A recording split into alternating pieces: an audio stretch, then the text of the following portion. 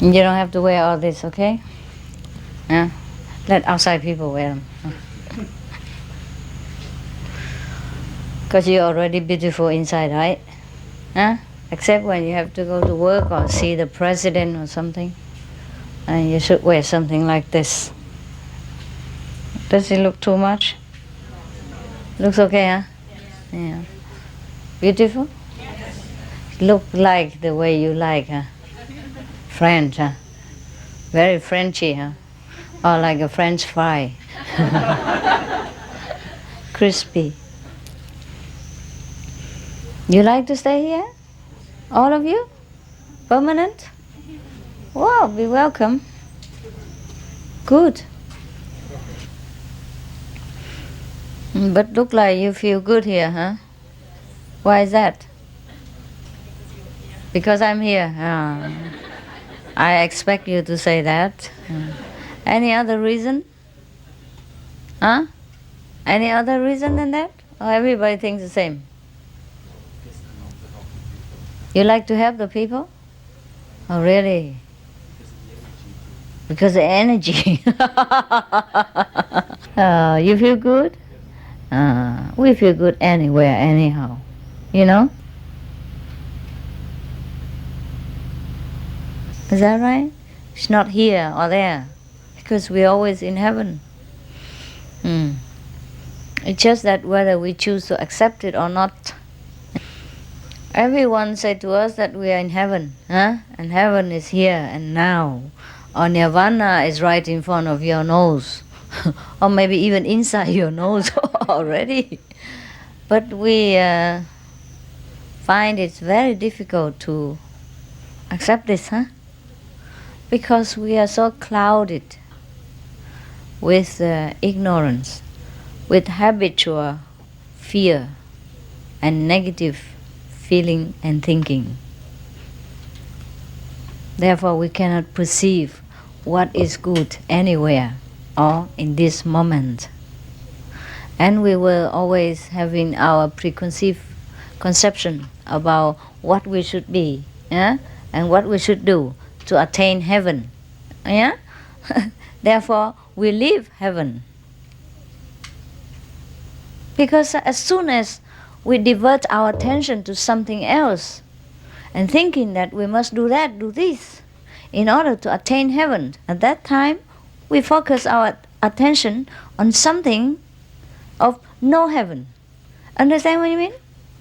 And then you leave what you already have or what you already are. But most of the time we do that. And that's why we cannot feel that we are in heaven. So if you concentrate the way you do right here, yeah, the way our brother just mentioned that the energy here is good, it's because you concentrate. Just because you're aware of the heaven within you, or of the heaven that is already here, anytime, any moment. The only time we don't experience heaven is that when we concentrate on something else, which is not heaven. Yeah, like the neighbor, what, doing what, or some negativity around us. Of course, we're bound to be noticing these things, unless we are in one of the stage that we cannot even notice anything. The time will come for some practitioners that you only experience heaven and nothing else. And then you even forsake your body function, your mental state. You're always in bliss. And that's why some of the practitioners in the Himalayas or elsewhere, in remote area or in some other places, see, in such a stage as in extreme realization, some people would just pass out, or lay there unconsciously, but still breathing, and then also cannot feel the function of the body. Some of the people in some extreme time of samadhi, they just lay there unconscious, sometimes for many months, until the body, kind of deteriorated sometimes. And so very painfully they wake up and realize that this is not the way. And then they chose to be moderate, and be in the middle way, the way the Buddha did. And that's how they come to cope with the physical life again. Otherwise, sometimes if you are too absorbed in the power of samadhi, in the soul blissful stage of reality, and then you don't even remember your body exists. So you don't feed it. You don't let it have all the bodily comfort. But as long as that we are still in this world, that means we are still in the illusion circle of the three worlds. That means, the mind, the body, and the functioning, also the feeling. The soul is still engaged in these three layers. So we have to feed the body in order to function and to fulfill our obligation in this world. Not that any obligation awaits us, it's just that we have chosen to come here to do something. So we better do it. Otherwise we have to come back and do it again. But there are many masters and teachers, those very highly developed souls. They don't have to do anything anymore. They're finished with their learning. Whatever they have set out to do or to experience, they have already done it. So they have returned to the kingdom of God, became the master, and was very already in a blissful state. But they have chosen to come back again as a messenger, as I would say the leader of mankind. These are not a lot, but there are enough around us. If we see one, we know. If we really seek one, we know them right away, because they're very selfless. And they know everything, almost, at least whatever mankind required, they know. And they will seldom ask questions from anybody else. But people will come to them for questions, for answers, for the basic knowledge of mankind as well as heavenly wisdom. They will come to this kind of people. These are the chosen, the selected few, which we call master or messenger of God, or God-man, or the Messiah, whatever name you call them. These are few, but not that few.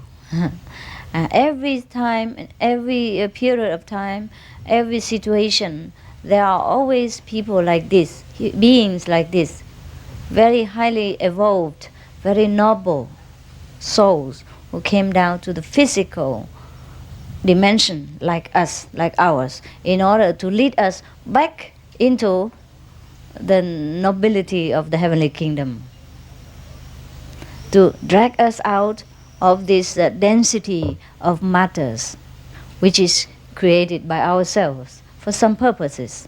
But sometimes we created it and it became too much for us. It's functioned further and stronger, more powerful than we expected, and we're out of control. And these beings like masters, messengers, messiah must come down and help us out of the maya that we have created, of the webs that we have entangled within.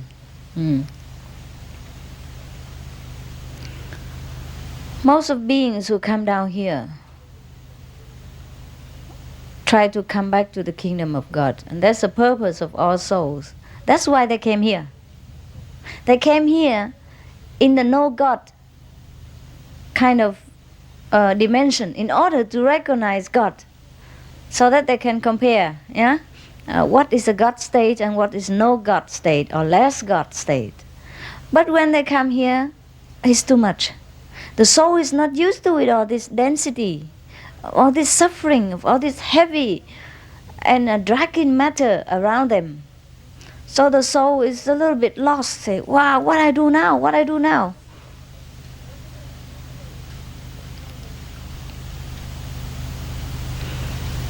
It's just like sometimes the doctor give you some vaccination to help you to prevent some kind of disease. But then the medicine itself give you a lot of uncomfortable disease itself. Like you have fever or diarrhea, or you lost your appetite, or you lost your strength. Yeah, you feel very weak. And some of the allergy medicine also make you feel very weak and sleepy and cannot function. Thing like that. Huh? And in some people it reacts more because they have less, less immune strength than other people. Then they feel even weaker, and sometimes it's dangerous too. So the soul when comes here, every soul, every individual spark of the divine come here for the only purpose to go back to the kingdom of God. The only purpose to come here is to recognize the other part. The only reason we came to the negative region is to recognize the positive abode that we have left. We have to leave it in order to recognize it. That's the problem.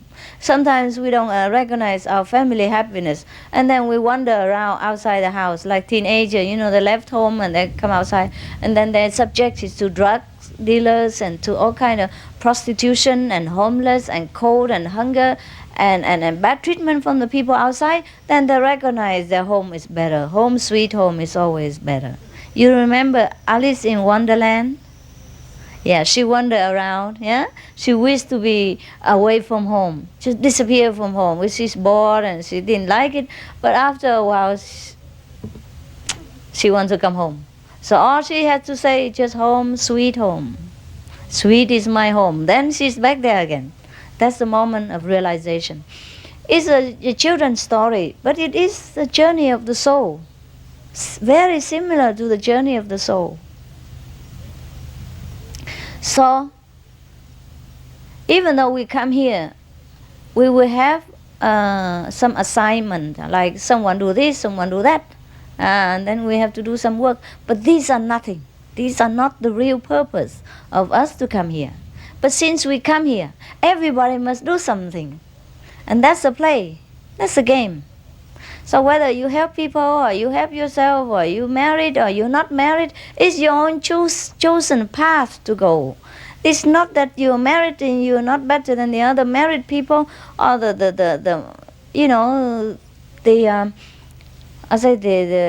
bachelor are better than the married people. It's not that so. Just the way you have chosen to walk in order to recognize yourself again.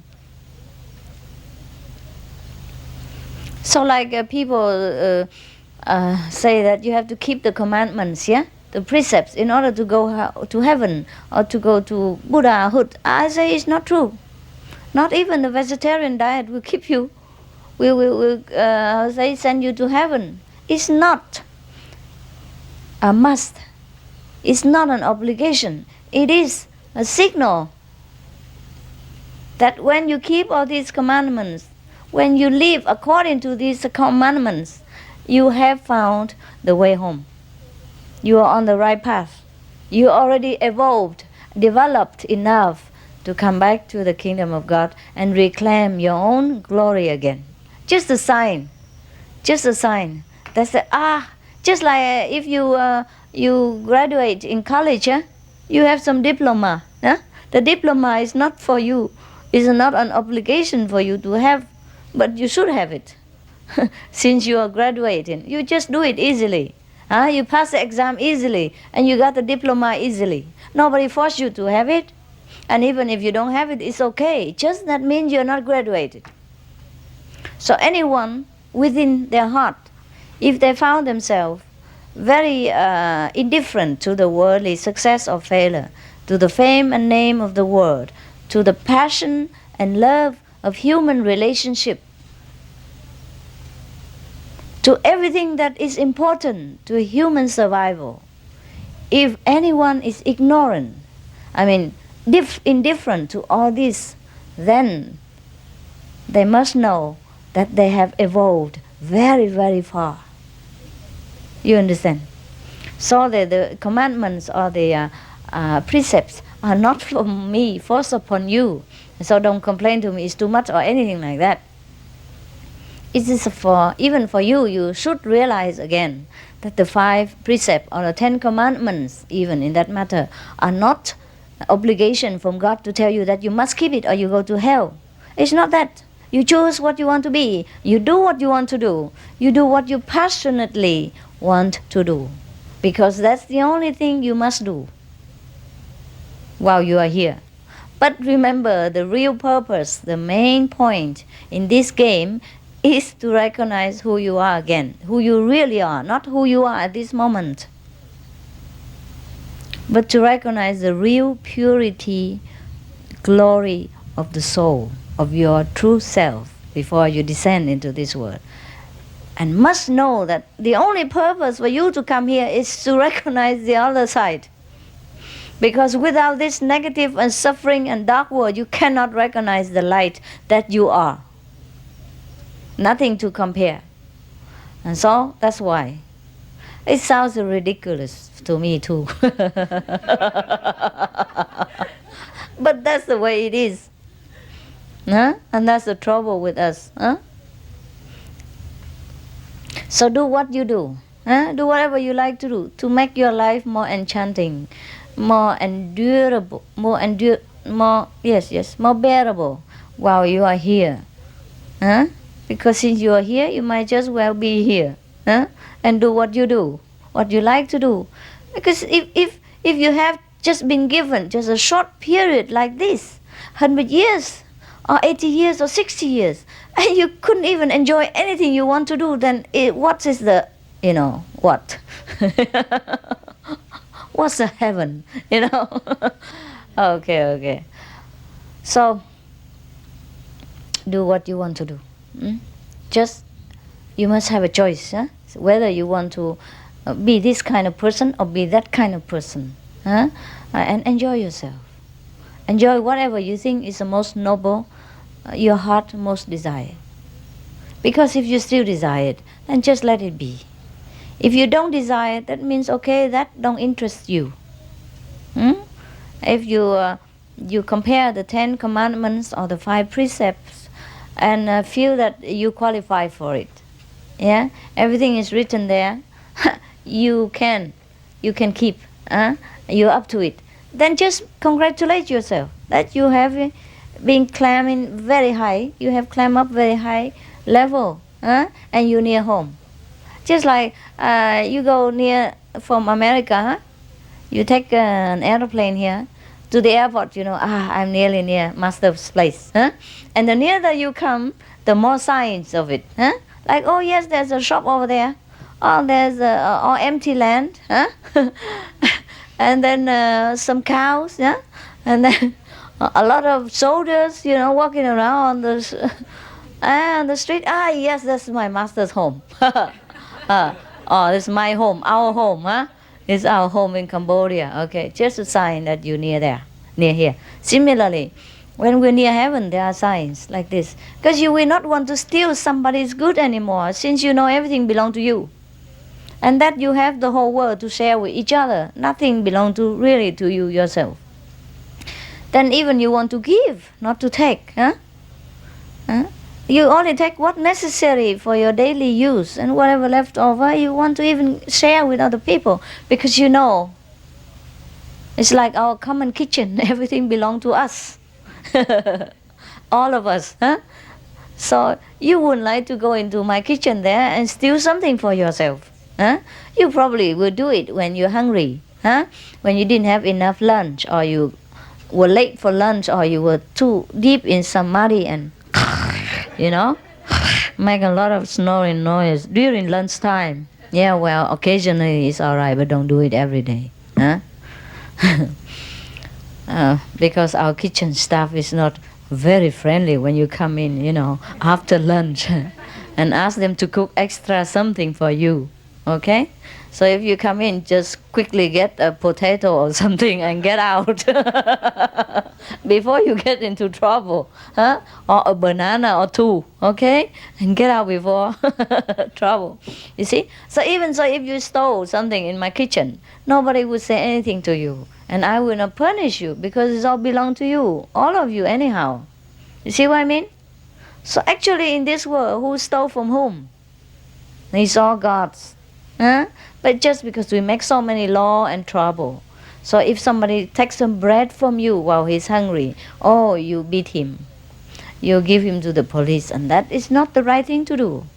So Jesus have said that anyone who stole for bread is not guilty. Yeah, you have to make exception. You have to understand what is what. Only when we steal for greed, huh?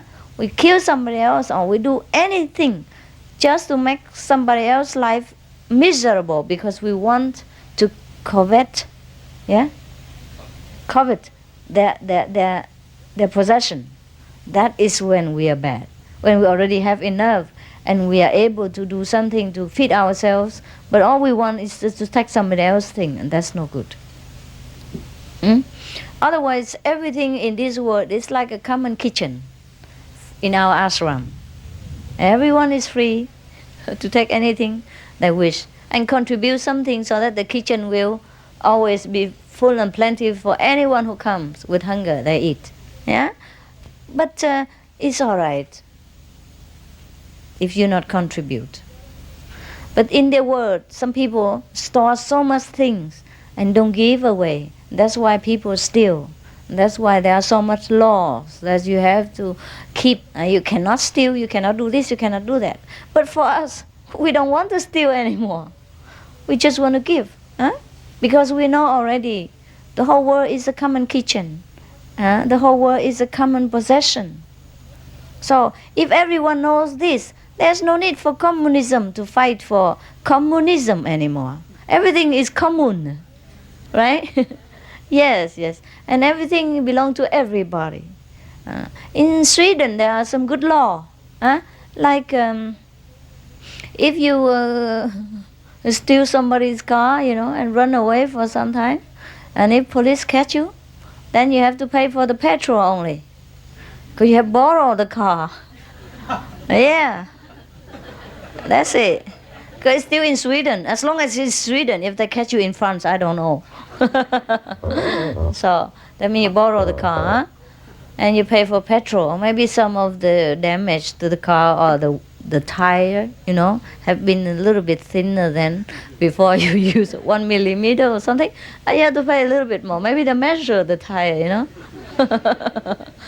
how long you drive, and things like that. A little bit of damaging, but nothing else. Yeah, or some of the Muslim country, very good law too. I don't know if many other countries are like that, but like in Malaysia, the government is Muslim, and they build a lot of common houses to give it to people for free, or very little rent. Yeah. And also, if you borrow some money from the bank, don't go to Malaysia and do this. I just tell you, it's good. Some good point in Malaysia. If you go to Malaysia, if you're Malaysian, and you borrow money from the bank there, and you couldn't pay it, and honestly could not, then you are not punished or anything. You know what I mean? Yeah. Because you are the brothers. If the brother do something wrong, how the other brother punish you? If he honestly cannot help it, he does not try to cheat you. But mostly people who believe in Muslim religion or truly believe in God, they would not dare to try to cheat anybody. Understand? Just like us here even, They believe, you believe in God, You believe in goodness. And you already passed the precepts. You don't even want to steal. You don't even want to have anything to do with the neighbor's wife or husband anymore. Whatever it is, you have enough. You know everything already. You know everything belongs to you. And everything belongs to God. So there is no desire in you to take everything for yourself. Because it's yours anyhow. Why you have to go and desire and put it in your pocket? What for? So like here, everything here belongs to me. I know it for sure because I created it. I made it, huh? And all the food I bought with my money for you, huh? Would I come in the middle of the night to go to my own kitchen and steal a banana or something like that? Would I do such ridiculous thing? Huh? Yes or no? No, of course not. So it's not that I keep the precept here, but it's just the state of knowing for sure that all things here belong to me. So I just don't have to steal anything. You know what I mean? Similar to every of us, if we have reached this stage of consciousness, we will not like to do anything so bad like this anymore. So the 5 commandments or the 10 commandments or any commandments in any religions are just originally from the masters, huh? Or from God. That's why you say God has given Moses 10 commandments. You know what I mean? It's not 10 commandments, it's the 10 signals to know that you are near home. If you pass all this, landmarks, huh? Then you know you're home for sure. There's nothing else to doubt. Like if you landed in the Phnom Penh airport, huh? You know, that's it, now I'm in Cambodia. The whole world can argue, but I know I'm here. That's that, huh? So it's ridiculous to tell me that why I tell you 5 commandments or why the 10 commandments too much for people. It's nothing too much. If you don't pass these exams, then just stay where you are. Know that you are still in kindergarten or still in high school. That's all. Nobody say anything to you. If you want to stay in high school, it's all right. Huh? That's that. So, but very difficult for the high school student to go to college, even if he wants to. Why? He's not equipped with college, ability. Huh? Similarly, for many of the sentient beings in this world, very difficult for them to follow the saintly path. So everything is difficult for them. Meditation, too difficult, too long. 5 precepts, too much. Vegetarian, oh gosh, who can eat this? I thought vegetables are only for animals, thing like that. See what I mean? So it's their choice. They cling to their choice of life and the good experience that they think they derive from this kind of stuff. Like having a groovy life, you know, with a lot of passionate affairs going on all around the clock, eating all this bloody, you know, meat on the table, thing like that. And they think it's good. And they dare not try anything new. And then they reject anything new, telling them, they say, nah, I don't believe it. And don't believe it, don't even try. Sometimes for me also, like I'm used to it, one kind of food or something, and if you give me another, before I try it, I say, nah, I haven't eaten that before. I'm not sure I like it. I don't think I will try. Yeah. But then when I try it, I'm hooked on that. I continue to eat more. Yes. Similarly, people outside, they don't practice Kuan Yin method. They don't think of going back to the kingdom of God. They have forgotten their purpose of coming here. Because actually everything created from God is also fun. So this world is also fun for them. Wow, a lot of things to do. So sometimes they deliberately try to hang on, hang around and slow down their journey back to the kingdom of God so that they can enjoy something more. Because, oh my God, just go back to God, then it's so easy, nothing else to do. Let's hang around. Just like some people make a bad joke, like, a lot of people like to go to hell, better than go to heaven. And the other person asks, why? He said, in hell there is a lot of things interesting, but in heaven only good things.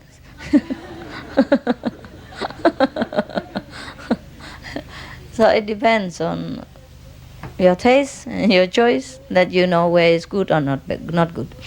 Otherwise, heaven is here already. You see, for us, it's heaven. Anytime we are happy, anytime we are with God, we feel good. Oh, so good. And we can't understand why somebody else don't feel good. Yeah. Now, the heaven state of mind is very easy to find. We just have to leave everything that is not heaven. Okay? Everything that is not yourself, then we will feel in heaven. Every time, anywhere. But difficult for many people, because they just focus their attention to everything that is non-heavenly. Therefore, they cannot experience heaven even though it's there. Huh? So just like you, when you're at home and you have your house, you have your job, sometimes high position, and people respect you and call you boss this, boss that, huh? But still you don't feel good. You don't feel so at ease like here, while you sit on the floor like this, so humble and and happy, and you eat simple food, sometimes steal something in the kitchen. But you feel good, Feel good, So, the heaven state of mind is your own. Nobody can steal it. Sometimes they can. Sometimes they can. If the ignorant people can bother you so much, just like you're very tired, you can sleep. You lay on your bed and you just sleep very deeply. But the spouse next to you, sometimes she cannot sleep. She can also drag you out of your sleepiness. Is that not so? And wake you up all together and bug you all night long. Yeah.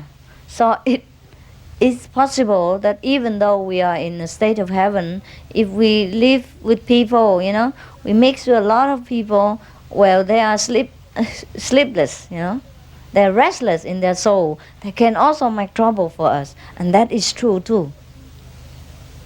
But that's the price, we have to pay if we want to awaken other people and remind them of their purpose. That's why all the saints have to suffer. That's why Jesus has to suffer. Buddha suffer.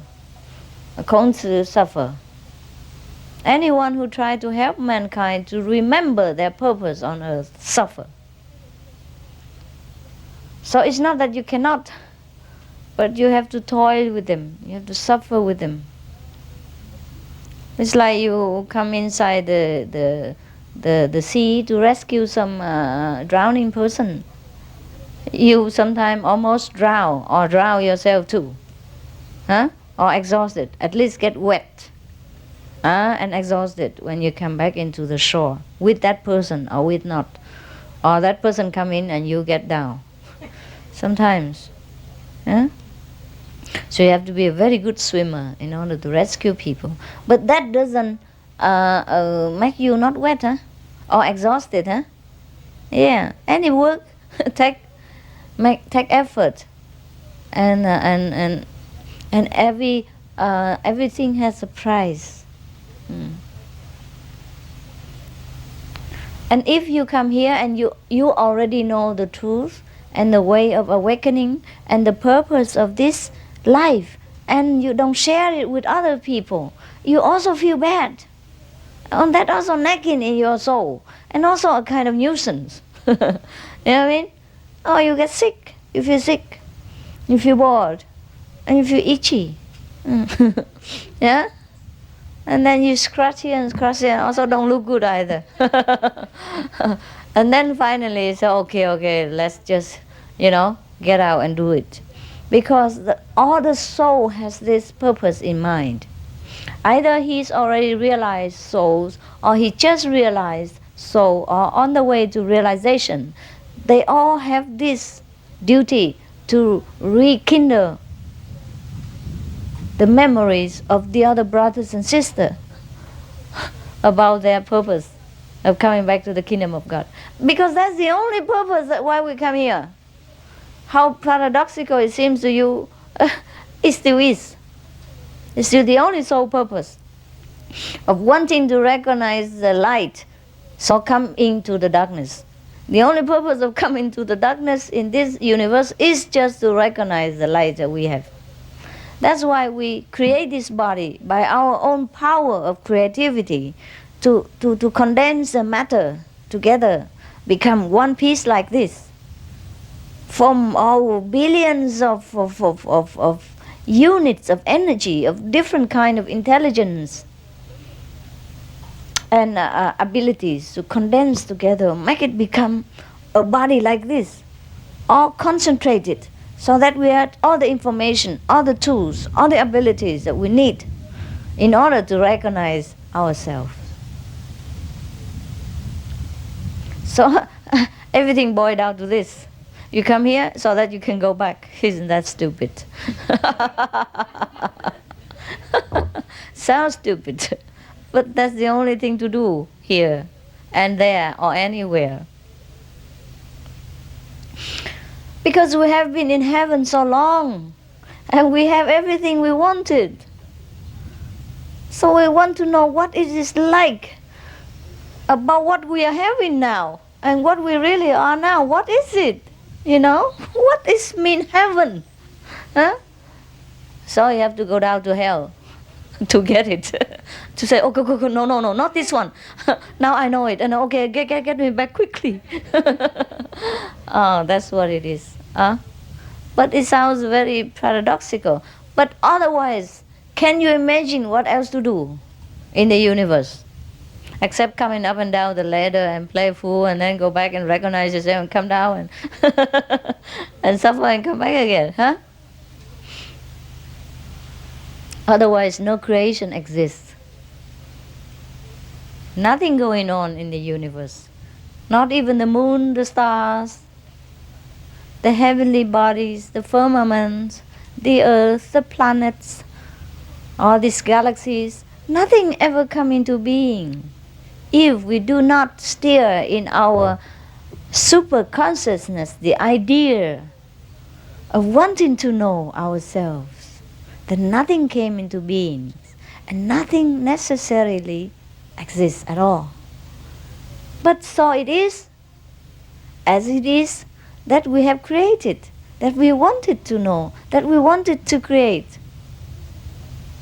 so that it has abundant, so that it became the universe, so that all things run according to our plan and our wish, so that we know that we have such tremendous power, that we create all this, and that we can even withhold and withdraw all this and go back to nothingness, go back to the bliss that it is, and nothing more. That is the time for the end of the creation, when all the minds, all the consciousness take a rest. That is the seventh day of God's creation.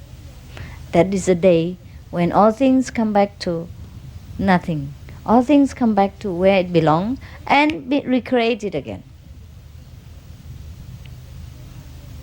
And everything that we have created, or God has ever created, if it's useful, if it's good, if it's the way we want it, and then it will continue. If not, then we will damage it, destroy it by some kind of mean, like death, accident, disaster, and we just disappear. You know? The body will be destroyed. It's not good function. And we create a new one. And we reincarnate. That's what we say. That's why it's no good to kill without good purpose.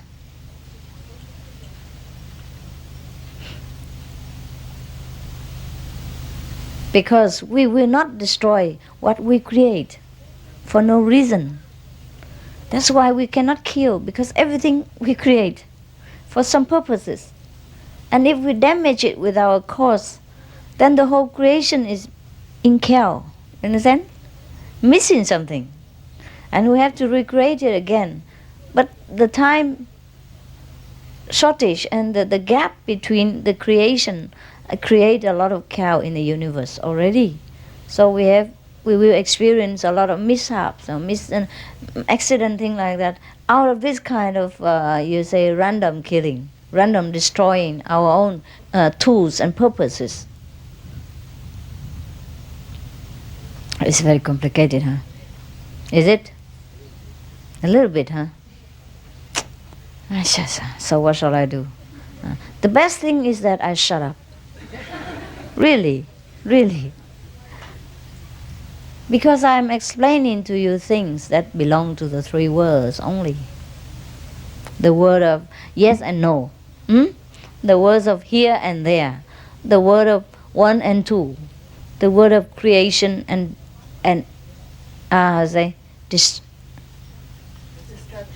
destruction. Thank you. Yes. In the absolute abode, there's no such things that we should talk like here. We understood without spoken. We know everything already, and we are free to choose whether to come or to go, to stay there or to do something else. And there are higher purposes for our life there. It's not really that boring. Because after we have attained masterhood, we are the master of the universe, consciously and unconsciously as well. Now we are only unconsciously here, you see? But once we attain masterhood, we have a different body, and we can enjoy everything, and we decide our fate and our work and our actions and everything. And that is when we attain masterhood. And we can do it right here too, while we have this body. Because at that stage, we will be aware of what we're doing. We're consciously doing what we choose to do, not dragged around by the karma or by the plan of the universe that we have forgotten after we came into this dense world of matter. After we attain masterhood, we know what we're doing, and we choose what we do. Or we know that whatever we do here is good. Consciously. Most people, they came here and they just do whatever, is there. They have to do also the same thing. But they don't understand anything about what they're doing. They cannot love what they're doing. They cannot have the joy from their work. And they sometimes hate it. And they cannot get out of it. Or the thing that is good for them, they hate it. And the thing that's no good for them, they love. A thing like that. Because they're unconscious.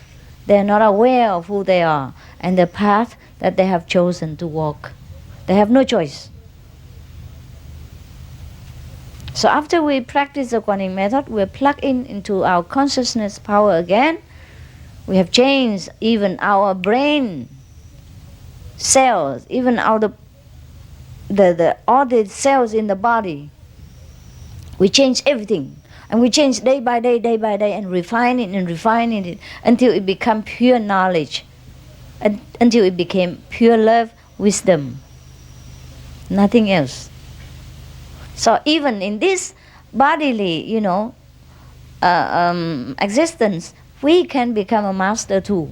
That's what we call the living Buddha, or the living God-man, or the God-man who walks among us, or the Messiah, or the Christ. So all the master or the so-called Buddha, you can recognize them by their nobility, by their wisdom, by their knowledge, by their way they walk their life, in beauty, in sure-footedness, and in love. We have many of them around us in this world. So if we chosen to walk with one or another, it's all right, as long as we recognize them. And as long as purity, goodness, love, and wisdom is all we wanted and ever will want, then we will recognize that person. We will encounter one. And then we will just walk the way they do. Because wisdom affects each other. We have the wisdom inside. So like two candles, both have the ability to burn. If one candle already lit another candle, then both will light the same way. So it's not that it's easy to find, difficult to find a master. It's just that it's difficult for us to maneuver our thinking again into understanding and remembering the purpose of our life. Once we remember, nothing else to do. Just follow the footsteps of our soul. Just follow the example before us. Just go with the guide.